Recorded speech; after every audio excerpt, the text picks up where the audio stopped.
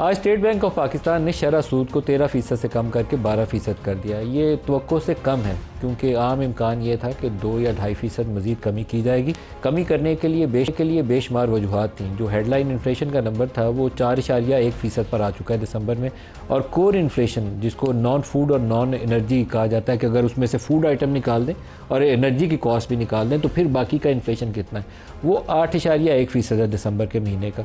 तो by all means इसको 10% पे आना चाहिए था इस दफ़ा, लेकिन 10% की बजाय उन्होंने इसको 12% रखने को तरजीह दी।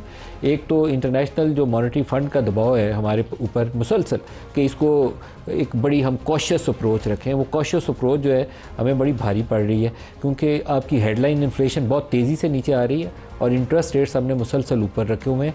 उसकी फ़िस्कल साइड के ऊपर भी कॉस्ट काफ़ी ज़्यादा, और इकनॉमिक रिवाइवल की भी अगर बात करें तो इकनॉमिक रिवाइवल के लिए भी कॉस्ट ज़्यादा है क्योंकि जब भी आप बोरोइंग करने जाएंगे बड़े कारोबार तो उन्हें ज़्यादा नरखों के ऊपर पैसे मिलते हैं।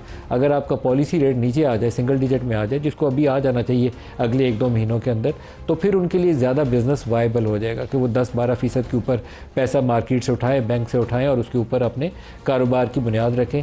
14-15% जो अभी भी पड़ जाता है उनको कॉस्ट, वो नहीं पड़नी चाहिए।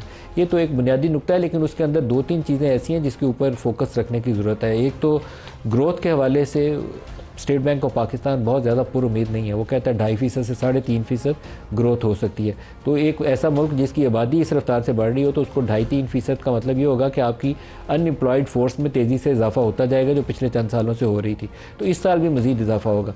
लार्ज स्केल मैन्युफैक्चरिंग में भी ग्रोथ आपकी ना होने के बराबर है। ओवरऑल जो फर्स्ट क्वार्टर के GDP ग्रोथ के नंबर हैं वो 0.9% है, ना होने के बराबर है। और उसकी बुनियाद क्या है? बुनियाद ये है कि इस साल आपकी एग्रीकल्चर जो है वो ग्रो नहीं कर रही। पिछले साल आपकी एग्रीकल्चर वीट क्रॉप की वजह से बहुत ऊपर गई थी। इस दफ़ा लोगों ने वीट लगाई नहीं क्योंकि वीट में पंजाब में जो हाल हुआ है कीमतों के ऊपर, तो लोगों ने उतनी वीट सोइंग नहीं की। तो स्टेट बैंक ऑफ पाकिस्तान बहुत ऑप्टिमिस्टिक नहीं है इस साल ग्रोथ के नंबर्स के ऊपर। ये एक मैटर ऑफ वरी होना चाहिए हमारे लिए और हमें सीरियसली फोकस करना चाहिए कि अगर एग्रीकल्चर को तो हम अभी कुछ नहीं कर सकेंगे, लेकिन इंडस्ट्रियल सेक्टर के ऊपर अगर बेहतरी लाई जा सकती है तो उसके ऊपर तवज्जो दी जाए।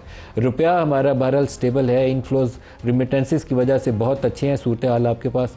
ओवरसीज़ पाकिस्तानी जो बार बार लोग शोर में चाहते हैं कि यहाँ से ब्रेन ड्रेन बहुत हुआ है, बहुत से नौजवान बच्चे पाकिस्तान से बाहर चले गए हैं, उसका आपको एक फ़ायदा यह है कि $3 अरब पर मंथ इमरान खान की जो मर्जी कॉल थी उसके बावजूद आपको हर महीने $3 अरब का पैसा आ रहा है। $36 अरब सालाना आपको बरामदात से ज़्यादा रिमिटेंसेस की मद में पैसा आएगा, और यही इस वक्त पाकिस्तान के लिए सबसे बड़ी लाइफ लाइन है।